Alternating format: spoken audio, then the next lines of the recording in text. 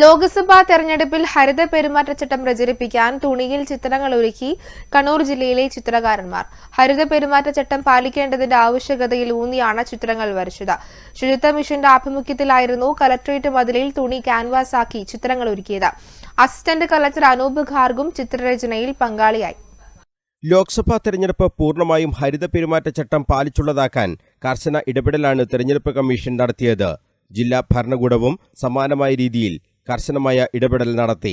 Collectorate പരിസരത്തുള്ള മതിലിൽ തുണിയിൽ ചിത്രങ്ങൾ ഒരുക്കിയാണ് കണ്ണൂർ ജില്ലയിലെ കലാകാരന്മാരും ഹരിത പെരുമാറ്റച്ചട്ട പ്രചരണത്തിന്റെ ഭാഗമായത്.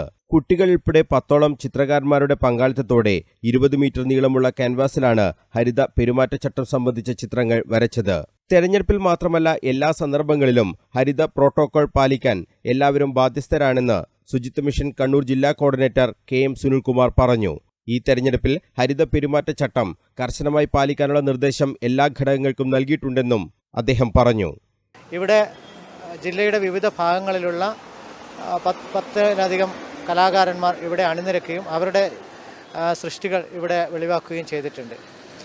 ഇത് എല്ലാ മേഖലകളിലും ഇലക്ഷൻ്റെ ഭാഗമായി മാത്രമല്ല നമ്മുടെ സമസ്ത ജീവിത മേഖലകളിലും ഗ്രീൻ പ്രോട്ടോകോൾ ഇന്ന് ആവശ്യമാണ് എന്നുള്ളൊരു സന്ദേശം എല്ലാവരിലും എത്തിക്കുക എന്നുള്ളൊരു ഉദ്ദേശമാണ് ഈ ഒരു പ്രവർത്തനത്തിലൂടെ ജില്ലാ ശുചിത്വ മിഷൻ ഉന്നം വെക്കുന്നത്.